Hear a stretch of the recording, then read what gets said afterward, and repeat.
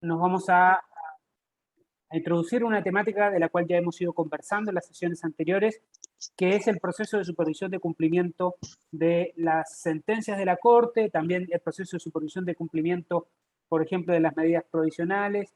El secretario nos había introducido la vez anterior que existía dentro del área legal en la Secretaría de la Corte un equipo específico que se dedicaba a hacer la supervisión del cumplimiento de sentencias de la Corte. Y de ello vamos a conversar el día de hoy con la abogada Agostina Sichero, que es abogada egresada de la Universidad de Buenos Aires y tiene una maestría en Derechos Humanos por la Universidad de Notre Dame.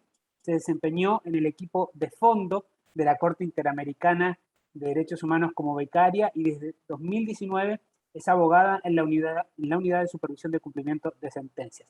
Cuando decimos equipo de fondo, significa que, ¿se acuerdan que existía el área legal de la Secretaría de la Corte que apoya a los jueces en el proceso de discusión, en el proceso de preparación de las sentencias? Bueno, dentro de esa área legal, el equipo que trabaja los casos, lo que van a ser luego las sentencias, se llama los equipos de fondo. Y a eso hacía aquí Agostina, al igual que otros colegas que antes fueron becarios de la Corte, luego se convierten en staff como abogados y abogadas. Agostina, que está al igual que es mi caso, estamos aquí en San José de Costa Rica, país sede, ciudad sede de la Corte Interamericana. Agostina, muy buenas tardes, te damos la bienvenida y muchas gracias por acompañarnos en esta clase del día de hoy. Vamos a grabar la primera parte y luego les pedimos anotarse para preguntas y respuestas levantando la mano. Buenas tardes, Agostina, y gracias por acompañarnos. Bueno, muchas gracias por la presentación, Mati. Muy buenas tardes a todas y todos. Un placer poder compartir hoy unos minutitos con ustedes para hablar un poco sobre el trabajo de la Corte Interamericana en materia de supervisión de cumplimiento de sentencias. Yo les voy a compartir una presentación de PowerPoint que preparé como para tener un poco de ayuda visual a medida que vayamos hablando. Bien, bueno, como Matías les comentó, yo me desempeño en la Unidad de Supervisión de Cumplimiento de Sentencias de la Corte Interamericana, bueno, un poco la idea es hoy venirles a contar qué pasa una vez que la Corte emite una sentencia, ¿no? Me decía Matías que muchas y muchos de ustedes suelen hacer preguntas del estilo, bueno, ¿y qué pasa después? ¿Esto se cumple, no se cumple? Digamos, ¿qué mecanismos tiene la Corte para impulsar el cumplimiento? Y la idea sería entonces, muy someramente, porque este es un tema que da para horas y horas de discusión, pero dar un paneo muy general sobre qué es lo que ocurre después de la emisión de una sentencia, y por supuesto me pongo a disposición para cualquier pregunta ya más detallada, o cualquier cuestión que no se termine de entender de la presentación. Entonces, lo primero que me parece importante pensar es, estamos hablando, bueno, de monitorear, de supervisar las sentencias, pero específicamente qué es lo que la Corte monitorea o supervisa de la sentencia. Y lo que la Corte supervisa son las reparaciones que ordena. ¿Qué es esto? Bueno, ustedes verán que si abren cualquier sentencia de la Corte Interamericana, van a ver que hay un capítulo hacia el final, antes de los puntos resolutivos, que es básicamente donde la Corte enumera las decisiones que ha tomado. Antes de eso hay un capítulo que es el capítulo de reparaciones. ¿Y esto qué significa? Que lo que hace es obligar al Estado a, como la palabra justamente lo dice, reparar el daño que ocasionó la violación a los derechos humanos que constató en la sentencia, ¿sí? Esto en el sistema interamericano está muy desarrollado, porque el sistema interamericano parte de una noción de reparación integral. Esta noción surge no solamente de la jurisprudencia de la Corte Interamericana, sino también del mismo instrumento que es la Convención Americana sobre Derechos Humanos. ¿Y a qué nos referimos con la noción de reparación integral? Bueno, por un lado nos referimos a el hecho de que se intenta reparar o devolver en la mayor medida posible el estado de las cosas que existía antes de que se produjera la violación a derechos humanos que constata la Corte. Pero el punto es cómo se logra esto, ¿no? Hay muchos tribunales, por ejemplo, el Tribunal Europeo de Derechos Humanos suele tener una visión mucho más acotada sobre cuáles son las medidas de reparación que se pueden utilizar para llegar a este fin, que es el fin de reparar las violaciones, ¿no? El Tribunal Europeo, por ejemplo, suele limitarse a hacer una declaración. Me parece que hay un... Eligio Cruz tiene el video abierto, me parece. ¿Pudiera cerrar, por favor? Ahí vamos, ahí vamos. Gracias. A ver, Eligio, por favor, si nos está escuchando, porque no me deja desactivar el audio. Eligio. Deme un segundito. Listo. Ahí está. Bien, muchas gracias. Entonces, lo que estaba diciendo era que existen otros tribunales, como el Tribunal Europeo de Derechos Humanos, que tienen una visión más acotada, que lo que hacen es limitarse a hacer una declaratoria de que hubo una violación, lo cual de por sí tiene una función de reparación para con las víctimas, el reconocimiento internacional de que hubo una violación a sus derechos humanos, y emitir medidas de reparación de carácter pecuniario, básicamente el pago de indemnizaciones, tanto respecto a los daños materiales como inmateriales. Eso lo vamos a ver un poco más adelante. Pero la Corte Interamericana va mucho más allá de eso. Y entonces la Corte Interamericana utiliza un amplio abanico de medidas de reparación, de modo de poder, de alguna forma, intentar, alcanzar todos aquellos efectos que produjo la violación a derechos humanos. Entonces, podemos dividir los tipos de medidas de reparación que ordena la Corte Interamericana en 6 tipos principales, ¿sí? Un primer tipo de medidas de reparación son las medidas de restitución, que, como su nombre lo indica, las medidas de restitución buscan retrotraer la situación que existía antes de que se produjera la violación de derechos humanos. Pensémoslo, creo que la noción de restitución es mucho más sencilla cuando la pensamos con algunos ejemplos. Por ejemplo, si la Corte determina en un determinado caso que una persona que se encuentra privada de su libertad fue privada de forma ilegal y o arbitraria, la medida de restitución lógica va a ser su liberación, ¿sí? Si la Corte determina, por ejemplo, que un bien ha sido confiscado de manera ilegal, la medida de restitución va a consistir en devolver este bien. Si, por ejemplo, estamos hablando de casos de pueblos indígenas, donde lo que está en juego es las tierras ancestrales, que fueron reconocidas a estos pueblos, y que de alguna forma han sido objeto de intrusiones por terceros, o expropiadas por el Estado, lo que va a corresponder entonces es la devolución de estas tierras, ¿sí? Otro tipo de medida de reparación que ordena la Corte en sus sentencias son las medidas de rehabilitación. Las medidas de rehabilitación apuntan a las afectaciones que las violaciones de derechos humanos pueden haber producido en la salud, tanto física como mental, de las víctimas y de sus familiares, ¿sí? Entonces, por ejemplo, pensemos en una persona que ha sufrido, que ha sido víctima de torturas. Las torturas pueden producir efectos a largo plazo, tanto desde un punto de vista psicológico y psiquiátrico, como también incluso médico, digamos, afectaciones físicas. Lo que ordena la Corte entonces es que el Estado garantice que las víctimas tengan este tratamiento que requieren, ¿sí? Otro tipo de medida de reparación que ordena la Corte es la obligación de investigar. ¿Qué ocurre? En algunos casos la Corte llega a la conclusión de que no solamente se produjo una violación a los derechos humanos de una persona, volvamos al ejemplo este que teníamos de un caso de tortura, ¿sí? Supongamos que la Corte llega a la conclusión de que efectivamente una persona ha sido víctima de tortura, ¿sí? Ha sufrido torturas. Y luego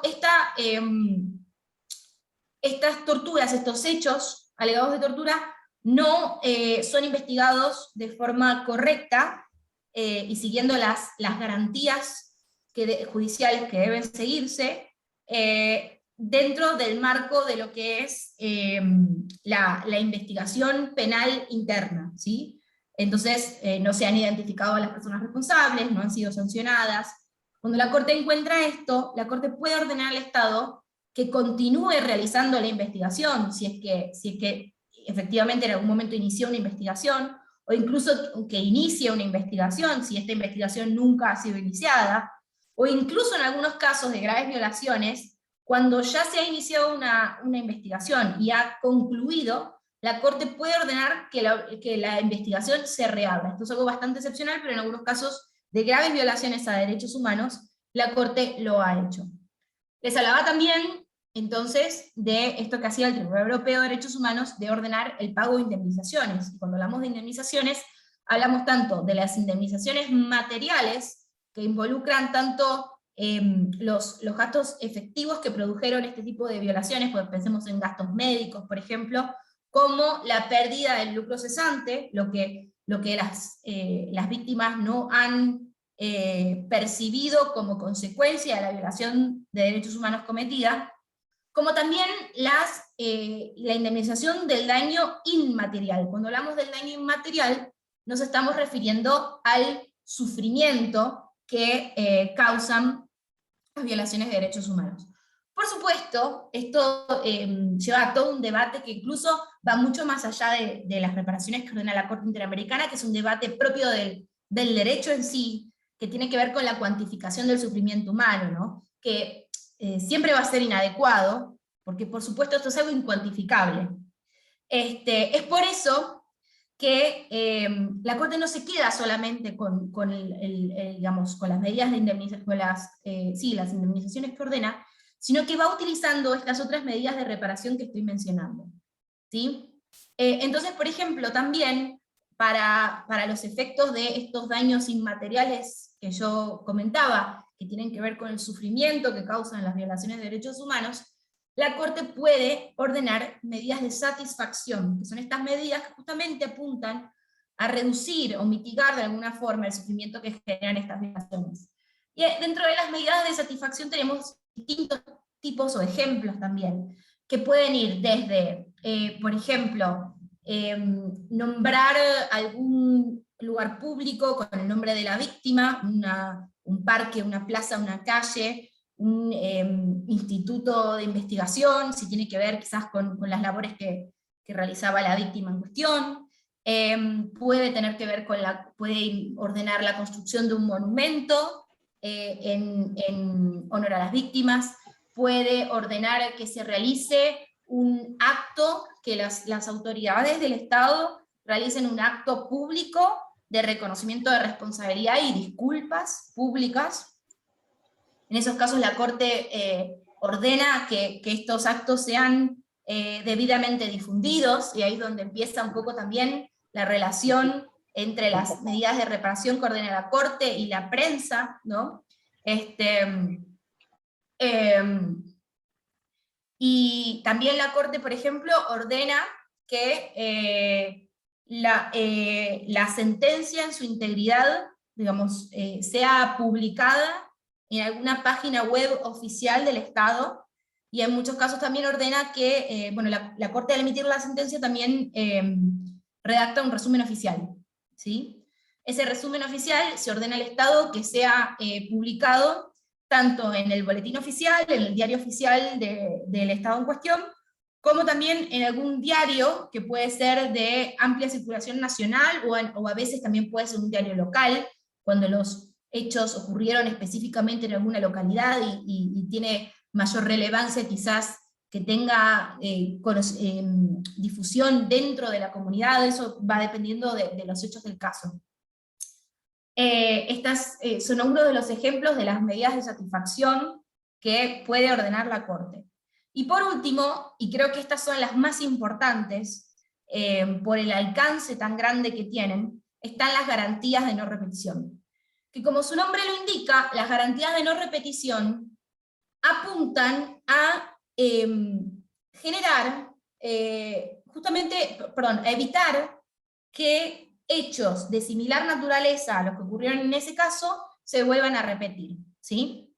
Las garantías de no repetición, entonces, tienen un alcance muy grande, porque, volvamos un segundito a la diapositiva anterior. Cuando hablamos de las medidas de restitución, de rehabilitación, la obligación de investigar, las indemnizaciones y la satisfacción, son medidas que están dirigidas a reparar directamente a las víctimas del caso y a sus familiares, ¿sí? Que también son víctimas del caso. Pero, digamos, no afectan a la sociedad en su conjunto. Digamos, de alguna forma sí la afectan. ¿Por qué? Porque, por ejemplo, el hecho de que, como les decía, por ejemplo, actos de tortura queden impunes, sí tienen un efecto en la sociedad en su conjunto, ¿sí? Pero lo que se ordena específicamente es que el Estado investigue los hechos que le ocurrieron a esa víctima en particular. Las garantías de no repetición apuntan a generar cambios estructurales en la sociedad, y de esta forma tienen un amplio alcance en tanto afectan y benefician a toda la sociedad en su conjunto. Y para explicarles un poco de qué se tratan, algunos ejemplos de cómo pueden ser estas garantías de no repetición, un ejemplo de garantías de no repetición son las capacitaciones que puede ordenar la Corte. Normalmente, sobre todo los y las abogadas, solemos pensar que el cambio viene un poco, casi que exclusivamente a partir del derecho, ¿no?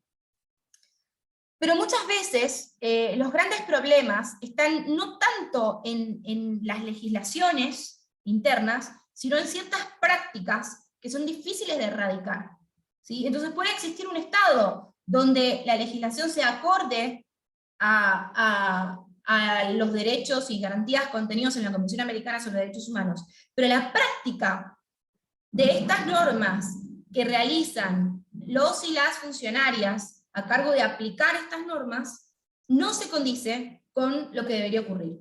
Pensemos, por ejemplo, en casos donde de violencia, de letalidad policial, por ejemplo, donde quizás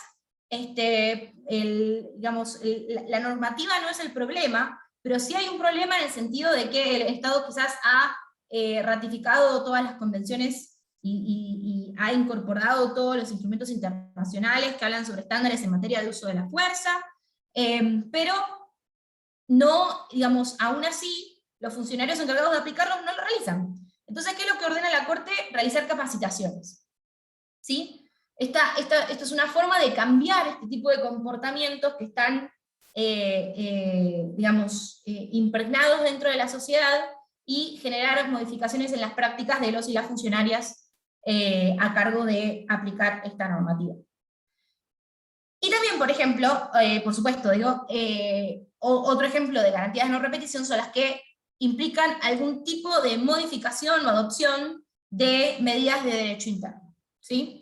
Entonces, por ejemplo, la Corte puede identificar que en determinado caso la violación se produjo porque no existía una ley que tipificara un determinado delito. Pongamos, por ejemplo, hay un problema, podemos llegar a la conclusión de que la investigación no fue adecuada porque en determinado estado no estaba tipificada la tortura, ¿sí? Entonces la Corte en primer lugar, va a considerar que hubo una violación del artículo 2 de la Convención Americana, que es la que establece la obligación de los estados de adoptar medidas de derecho interno de modo de compatibilizarlo con los derechos y garantías contenidos en la Convención Americana. Pero a su vez, no se va a quedar solamente en decir que hay una violación, va a hacer una medida propositiva en el sentido de generar un cambio al respecto. Entonces lo que va a ordenar es que se tipifique el delito de tortura, por ejemplo. O también puede ser que el problema sea no que no existe una norma, sino que puede ser que por el contrario, que existe una norma que resulta contraria a alguna garantía o derecho contenido en la Convención Americana, entonces lo que el Estado tiene que hacer es derogarla o modificarla, ¿sí? Para darles un ejemplo de medidas que implican una modificación quizás un poco más profunda de lo que es el derecho interno, en algunos casos de pueblos indígenas de Surinam, un gran problema para los pueblos de Surinam para poder acceder a defender sus derechos ante los tribunales internos, tenía que ver con que en el derecho interno de Surinam, los pueblos indígenas no tenían personalidad jurídica como tales, ¿sí? Es decir, se reconocía la personalidad jurídica de cada uno de los individuos que conformaban el pueblo, pero el pueblo en sí como entidad colectiva no tenía personalidad jurídica y por ende no podía ir como colectivo a hacer los reclamos territoriales que requería hacer ante los tribunales internos. Entonces la Corte, por ejemplo, ordenó al Estado modificar su legislación interna de modo de reconocer la personalidad jurídica de los pueblos indígenas, ¿sí? Y esto, fíjense, que va mucho más allá del pueblo en particular que trajo el caso ante la Corte, que en este caso era el pueblo Sanamacá. Esto va a aplicar y va a beneficiar a todos los pueblos de Surinam, ¿sí? Y en algunos otros casos, la Corte incluso llega a ordenar ciertas medidas que implican el desarrollo, la generación o el reforzamiento de políticas públicas.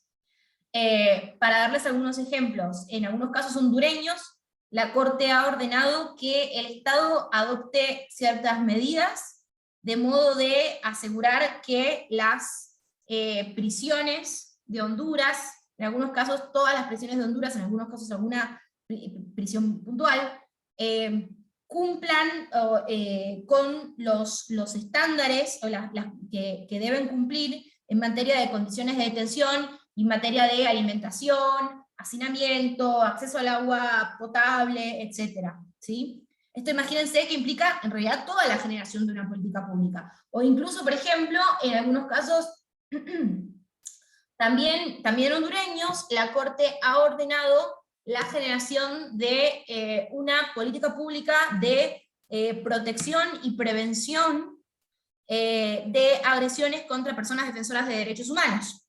¿Sí? Esto para darles algunos ejemplos.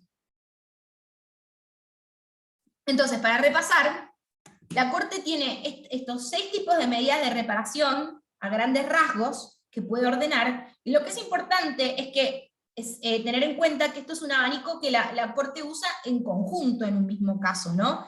Y que lo va utilizando, digamos, la forma en que la Corte va a ordenar la reparación en cada caso depende de los hechos específicos de cada caso. Y que no son alternativas. Entonces, en un mismo caso la Corte puede ordenar una medida de restitución, una medida de rehabilitación, puede ordenar que se investiguen los hechos, puede ordenar el pago de una indemnización, puede ordenar determinadas medidas de satisfacción y puede ordenar más de una garantía de no repetición. ¿Sí? Bien. Entonces, ya sabemos qué es lo que supervisamos. Lo que supervisamos son estas reparaciones, que son estos 6 tipos de reparaciones a grandes rasgos, y eso que es lo que se ordena en la sentencia, en este último capítulo de la sentencia que yo les comentaba.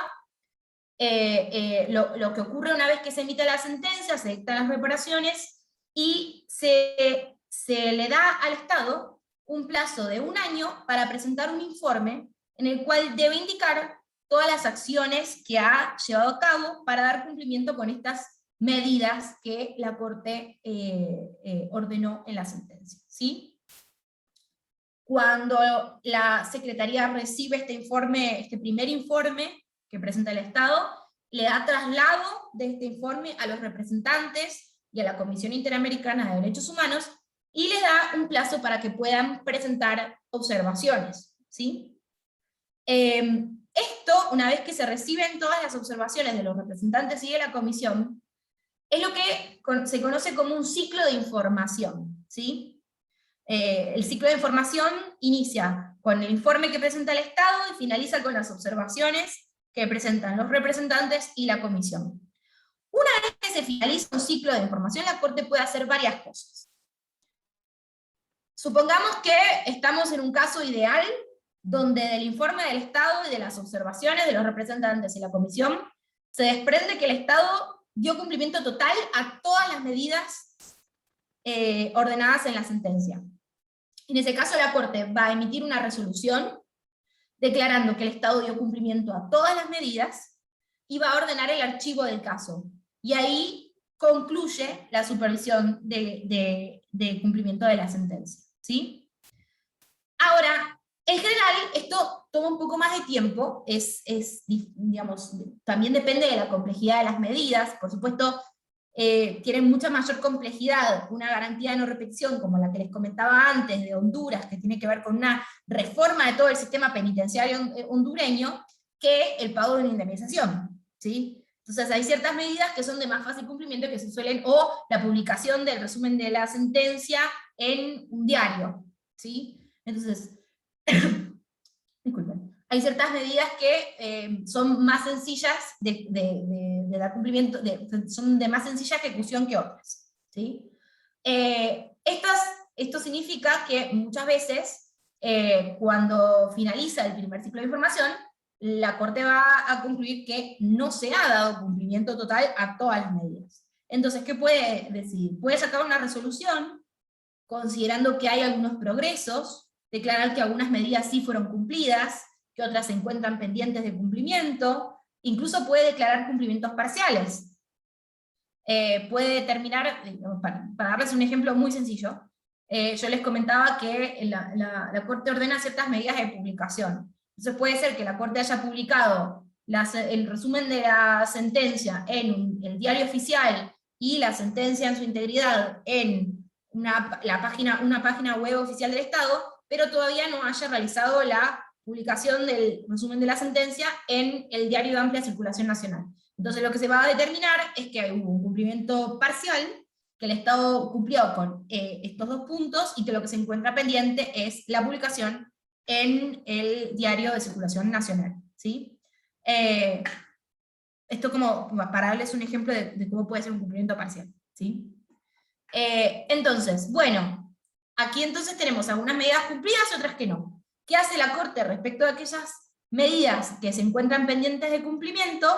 Va a iniciar un nuevo ciclo de información. Entonces, en la misma resolución, va a ordenar al Estado que presente un nuevo informe con información actualizada y detallada sobre el cumplimiento de los puntos resolutivos que aún quedan pendientes. Cuando hablo de puntos resolutivos, estoy hablando de, si ustedes abren una sentencia, van a ver que al final de todo hay una parte que dice puntos resolutivos, donde la Corte de alguna manera como que pasa en limpio lo que ha venido diciendo a lo largo de toda la sentencia, y establece cuáles son las decisiones que tomó respecto tanto de si hubo violación o no a los derechos humanos de las víctimas en cuestión, y respecto de las reparaciones, ¿sí? Cada una de las reparaciones está ordenada en un punto resolutivo distinto, y es por eso que cuando hablo de puntos resolutivos, en realidad me estoy refiriendo también a reparaciones. Entonces, lo que decía, que lo que va a hacer la Corte es solicitar información respecto de aquellas reparaciones que se encuentran pendientes, inicia un nuevo ciclo. Otra cosa que puede hacer la Corte cuando finaliza el ciclo es, quizás no hay ningún progreso, entonces emite una resolución considerando que aún no hay ninguna medida que se encuentre cumplida, entonces solicita nueva información, puede solicitar, la Corte muchas veces solicita información detallada, a veces simplemente solicita información actualizada y detallada y punto, pero a veces también identifica cuáles son los aspectos de la información que presentó el Estado que no quedan claros, y le solicita al Estado que presente determinada información respecto a esos puntos, o incluso puede pedirle al Estado que se refiera a alguna objeción que realizaron los representantes o la Comisión Interamericana. Incluso puede ocurrir, en algunos casos, que el Estado se niegue a informar, ¿sí? Cuando esto ocurre ya sistemáticamente, o cuando el Estado directamente está diciendo que se niega a informar respecto a un punto, la Corte puede hacer dos cosas. Puede emitir una resolución declarando que el Estado está incumpliendo su deber convencional de informar a la Corte respecto del estado en que se encuentran las reparaciones ordenadas, y solicitar que presente un nuevo informe. Eso da inicio a que inicie un nuevo ciclo de información. O incluso en algunos casos ya muy extremos, donde quizás ya se emitió una resolución de deber de informar, donde hace años que el Estado no presenta ningún tipo de información, donde directamente el Estado está diciendo que no va a cumplir con la medida, está desconociendo la competencia de la Corte, está, digamos, negándose a cumplir con la medida, puede emitir una resolución que la conocemos como resolución del artículo 65. ¿Y por qué artículo 65? Porque el artículo 65 de la Convención Americana lo que establece es que la Corte debe informar ante la Asamblea, que presenta ante la Asamblea General, que es el órgano político del sistema interamericano, debe informar aquellos casos en los cuales los estados no estén dando cumplimiento a sus órdenes. Entonces, básicamente lo que hace la Corte al emitir una resolución de artículo 65, es decir, el Estado no está cumpliendo en este caso, y lo eleva al órgano político, ¿sí? Entonces la Corte no continúa realizando la supervisión respecto de estos casos. Lo que hace la Corte entonces es, generalmente a través de notas de secretaría, todos los años se le recuerda al Estado que se le aplicó el artículo 65, lo cual implica que está incumpliendo con las órdenes del tribunal, y se le reitera que por favor dé cumplimiento a las medidas y que presente información al respecto, ¿sí? Esta resolución de artículo 65 no es algo inamovible. Ha ocurrido en algunos casos, por ejemplo, que se decreta que el Estado estuvo incumpliendo con determinada sentencia, y luego el Estado modifica su postura, presenta un nuevo informe en el cual vuelve a brindar información, vuelve a demostrar que está realizando acciones tendientes al cumplimiento. Entonces esta resolución se levanta, ¿sí? Y se deja de informar a la Asamblea General de la OEA que ese caso, que el Estado no está cumpliendo con las órdenes emitidas en ese caso en particular, ¿sí? Eso ocurrió, por ejemplo, con un caso de Ecuador. Y bueno, esto, hasta ahora siempre les hablé de qué ocurre cuando al finalizar un ciclo de información la Corte emite una resolución, pero esto no siempre ocurre. Al finalizar un ciclo de información, la Corte también puede llegar a la conclusión de que la información no es suficiente para emitir una resolución. Y ahí tiene varias formas de solicitar nueva información, ¿sí? Una forma es convocar una audiencia. Las audiencias pueden ser públicas o pueden ser privadas. Se diferencian de las audiencias de fondo, en el sentido de que durante las audiencias de fondo, la Corte lo que está buscando es determinar si hubo o no una violación a los derechos humanos de las víctimas, o de las alegadas víctimas en ese momento, para determinar si existe o no responsabilidad internacional del Estado. Cuando estamos en la etapa de supervisión de cumplimiento de sentencias, de eso ya no hay duda. Ya sabemos que hay responsabilidad internacional del Estado, ya sabemos que hubo una violación a los derechos humanos de las víctimas. Entonces, ¿cuál es el tipo de información que la Corte busca obtener con estas audiencias? Es información sobre qué es lo que está haciendo el Estado para dar cumplimiento a las reparaciones que la Corte ordenó en su sentencia.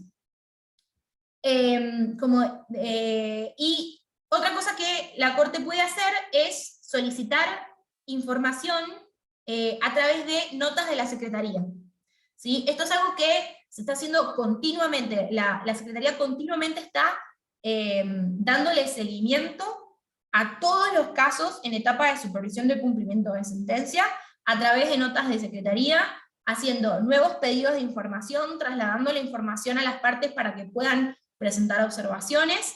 Y estos pedidos de información muchas veces son muy detallados, en el sentido de, digamos, de identificar cuáles son las falencias, o cuáles son aquellas cuestiones que no están del todo claras en la información del Estado. Entonces se pueden hacer también pedidos de información muy detallados.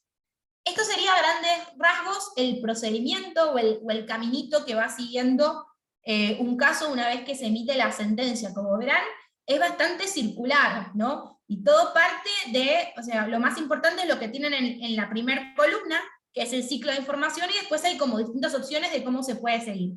Se puede seguir con la emisión de una resolución, o se puede solicitar más información. Esto que vemos acá es un poco lo mismo que estuvimos hablando recién, pero, digamos, mostrándolo de otra forma para que quede más claro cuáles son los medios de supervisión que utiliza la Corte. Pero, digamos, esto lo van a encontrar también dentro de lo que hablamos recién del procedimiento. Les dije hace un ratito que uno de los medios de supervisión son las resoluciones. Todo esto que vemos en esta diapositiva ya lo estuvimos hablando, pero para repasar, básicamente lo que hace la Corte es valorar la información que le presentan, evaluar el grado de cumplimiento, puede solicitar más información, puede instar al Estado a cumplir, incluso puede llegar a orientar al Estado sobre cómo dar cumplimiento a la medida, porque en algunos casos no necesariamente tiene que ver con una cuestión de voluntad, de falta de voluntad política para realizar el cumplimiento, sino que puede ser a veces que el Estado no termina de comprender cómo dar cumplimiento a esto, y a veces los mismos estados solicitan orientación por parte de la Corte. Esto la Corte lo puede dar a través de sus resoluciones. E incluso dilucidar aspectos en los cuales haya algún tipo de controversia respecto de cómo se debe cumplir la determinada reparación. Y bueno, ya hablamos también de las resoluciones en las que se declara el incumplimiento del deber de informar y que se declara el incumplimiento del artículo 65, que son estas que tienen que ver con incluirlas en este informe que se presenta ante la Asamblea General de la OEA. Otro medio de supervisión son las audiencias, que también hablamos recién hace un ratito, que pueden ser públicas o privadas. Las audiencias pueden versar sobre todas las medidas de reparación pendientes de cumplimiento o solamente sobre algunas. Por ejemplo, hace poquito tuvimos una audiencia pública respecto de dos casos de Brasil, los casos Herzog y Gómez Lund, que trataba sobre ciertas medidas relacionadas con la investigación y con garantías de no repetición relativas a delitos que pueden ser encuadrados como graves violaciones, ¿sí? Pero digamos, no eran todas las medidas del caso, sino que se agruparon ciertas medidas de dos casos que presentaban obstáculos similares, ¿sí? y que de alguna manera apuntaban a objetivos similares, y así se realizó una audiencia conjunta respecto a algunas de las medidas que fueron ordenadas en ese caso. Entonces, otro elemento que tiene la Corte es la posibilidad de realizar audiencias tanto individuales como conjuntas, en las cuales se refiere a más de un caso. Esto porque en algunos casos puede ocurrir que respecto de un mismo Estado hayan distintos casos en los cuales la Corte haya ordenado la misma medida o medidas de tinte similar, ¿sí? Y en ese caso resulta conveniente de alguna forma que la supervisión se haga de una forma conjunta. Se puede beneficiar de las observaciones de distintos representantes y de generar un espacio de diálogo más directo entre todas estas partes, ¿no? Y también que las audiencias pueden realizarse en la sede de la Corte o también por invitación de los estados en la sede de los mismos estados. En este momento con la pandemia la Corte está haciendo audiencias enteramente virtuales, que es la primera vez a raíz de la pandemia que comenzó a realizarlas. Y otro medio de supervisión mediante el cual la Corte puede solicitar información es a través de las diligencias in situ. Yo les decía hace un rato que la Corte podía ir al territorio del Estado a realizar audiencias allí. Bueno, también puede realizar visitas. Estas visitas, lo que hace la Corte es ir a constatar directamente el grado de cumplimiento de la medida ordenada. Por supuesto, entonces, este tipo de medio de supervisión no es un medio que sirva para cualquier tipo de medida de reparación. Digamos, son medidas de reparación que requieren de alguna manera algún tipo de terrenalidad que permita la verificación visual de en qué estado está el cumplimiento de la medida ordenada. Pensemos, por ejemplo, en los casos en los cuales se ordena la construcción de un monumento, o la demarcación del territorio de la comunidad indígena, o incluso en el 2019, que de hecho pueden ver las fotos en las dos esquinas, en la esquina derecha y en la esquina izquierda abajo, pueden ver las fotos de una de las últimas visitas que realizó la Corte, que fue acá en San José, en Costa Rica, respecto del caso fue fecundación in vitro, donde la medida de reparación que se había ordenado tenía que ver con una garantía de no repetición relativa a hacer posible y accesible para todas las personas la realización de la técnica de fecundación in vitro, y a raíz de esto Costa Rica creó un espacio, una clínica con, con alta tecnología, con recursos destinados a esto, completamente gratuita para las personas que quisieran practicarse esta técnica, y la Corte fue a constatar digamos, la construcción de esta clínica en sus instalaciones. ¿Qué nos presenta de positivo las visitas in situ? Además de esto que les decía, de la posibilidad de que haya una constatación directa del grado de cumplimiento. Primero, que genera una comunicación directa entre las partes. En muchos casos, esta comunicación está rota. Digamos, las partes no logran encontrar una forma de comunicarse entre sí por fuera del procedimiento ante la Corte Interamericana. Entonces esto es una oportunidad para que se genere esta comunicación directa. También a este tipo de visitas, también, y acá de nuevo está la relación con la prensa, ¿verdad? Suelen tener una gran difusión, y esta gran difusión suele generar una cierta presión para que vayan altas autoridades a este tipo de visitas, y las altas autoridades tienen la capacidad de comprometerse inmediatamente en el lugar, digamos, no tener que ir a consultar con otras autoridades superiores y poder realizar compromisos inmediatos. También es una forma de acercar a la Corte a las comunidades, ¿no?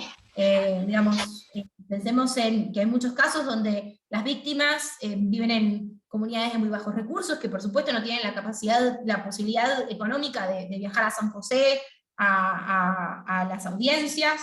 Entonces esto es una forma también de que la Corte se acerque a las comunidades, generando este espacio de diálogo directo entre las partes. Y por último les había estado hablando sobre las cartas de secretaría, mediante las cuales se hace un seguimiento diario de todos los casos, y se va solicitando información, generando que se inicien nuevos ciclos de información. Y esto va, digamos, es como un ciclo que se va dando y se va concatenando, de manera que, digamos, para darles un ejemplo de cómo estos medios se pueden combinar. Entonces puede ser que el Estado presente su primer informe luego del año, se da el traslado, finaliza el ciclo de información, la Corte emite una resolución declarando algunos cumplimientos y otras medidas que quedan pendientes, se solicita información a través de la resolución. El Estado presenta esta información, otro ciclo de información, la Corte solicita más información a través de nota secretaría, se vuelve a dar otro ciclo de información, la Corte considera que es buen momento para hacer una audiencia, se vuelve a dar otro ciclo de información, la Corte emite una resolución valorando la información de la audiencia, otro ciclo de información, y en algún momento surge algún punto en particular que quizás resulta útil resolver a través de una diligencia in situ. Entonces, si el Estado da su consentimiento, se realiza esta diligencia, luego se emite otra resolución valorando la información de que la Corte recibió a través de la diligencia in situ, y así hasta que el caso sea archivado. La Corte concluye este proceso cuando se da cumplimiento total a todas las medidas y se archivan los casos. Digamos, sí, me parece importante hablar sobre cuáles son las posibilidades de participación de la sociedad civil en todo este procedimiento y teniendo en cuenta estos medios. Una de las formas de participación que tiene la sociedad civil es a través de la presentación de amicus curiae. Esto está regulado en el artículo 44 del reglamento de la Corte. Básicamente tiene que ver con la capacidad que tienen las personas interesadas en presentar escritos sobre digamos, las cuestiones que son dilucidadas en el marco de la supervisión de cumplimiento de sentencia, ¿sí? La noción de amicus curiae es una noción que es idéntica a la noción que tiene este instituto en el derecho interno, bueno, Pero ese es un básicamente... saltarín. No, no vale, le di. Ah, son saltarín. Bien, también hay posibilidad de que la academia participe, para darles algunos ejemplos. Por ejemplo, la Universidad Autónoma de México ha generado un observatorio de las sentencias de México en materia de violencia contra la mujer, ¿sí? Y a raíz de esto genera espacios de diálogo, generando información por escrito, generando eventos académicos en los cuales invita a los representantes de las víctimas de los distintos casos, a distintas autoridades del Estado. Y estos son todos espacios de diálogo y espacios en los cuales se realiza de alguna forma algún tipo de impulso para que se dé cumplimiento a estas medidas. Son todos espacios que ayudan a impulsar el cumplimiento de las medidas de reparación ordenadas en la sentencia. Y algo que es muy importante, sobre todo para su labor, la mayor parte de la información que maneja la Corte, hasta tanto no se emite una resolución, es información confidencial. Pero esto no ocurre con las garantías de no repetición. Recuerdan que yo les comentaba que las garantías de no repetición son estas que afectan a la sociedad en su conjunto, que apuntan a la generación de cambios estructurales, que podrían implicar la modificación de una legislación, la generación de capacitaciones, o incluso la generación de una política pública desde cero, ¿sí? Desde el año 2019, desde junio de 2019, la Corte adoptó el Acuerdo 1 de 2019, mediante el cual determinó que la información que presentan las partes relativa a las garantías de no repetición va a ser publicada en la página de la Corte Interamericana, y desde entonces así se ha estado haciendo. Les decía, ahí en la esquina izquierda, pueden ver arriba, a la izquierda, donde dice recursos, esto que ven es una captura de pantalla de la página web. Cuando ustedes entran, ahí arriba van a ver una parte que dice supervisión de cumplimiento de sentencias, y van a ver, digamos, un montón de información. Entre ellas hay una parte que dice casos en etapa de supervisión de cumplimiento de sentencia.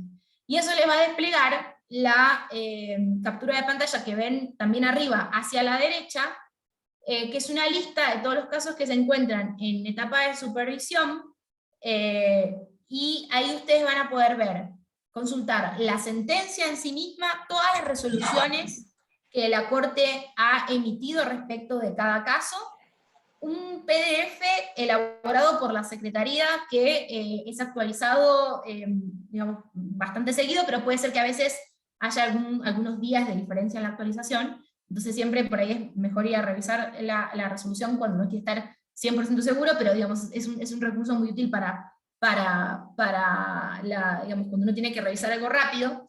Estos PDFs lo que muestran es un listado de cuáles medidas ya están cumplidas y cuáles están pendientes de cumplimiento. Y a la derecha van a encontrar esto que les comentaba, de los escritos que fueron publicados de conformidad con el Acuerdo 1 de 2019, que es este acuerdo que establece que toda la información relativa a las garantías de no repetición, estas medidas estructurales de reparación, sea publicada, y está publicada aquí. Ustedes aplican, dan clic donde dice escritos GNR por garantías de no repetición, y pueden ir a consultar todos los escritos que han estado presentados en las partes desde junio de 2019.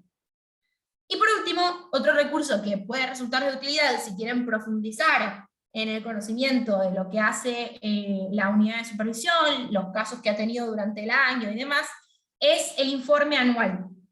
La Corte publica todos los años un informe anual, en el cual sintetiza las actividades del tribunal, y el capítulo 5 está dedicado exclusivamente a la supervisión de cumplimiento de sentencias, y ahí se lista todas las audiencias que se han realizado en el año, qué resoluciones fueron emitidas, qué casos fueron archivados, qué tipo de instancias similares a esto, yo les comenté esta iniciativa de la UNAM, qué tipo de involucramiento de otras instituciones académicas y de la sociedad civil ha habido, y otra información relevante. Y bueno, esto sería la presentación entonces, y si les parece, podemos abrir al espacio para preguntas. Excelente, muchas gracias, Agostina. Bueno, hay varias preguntas que se fueron haciendo por el chat. Creo que se ahondó en el proceso de supervisión de cumplimiento de manera completa, integral, y además de la tarea que tienen las y los periodistas en poder también seguir ese proceso accediendo a las resoluciones que están en nuestra página web.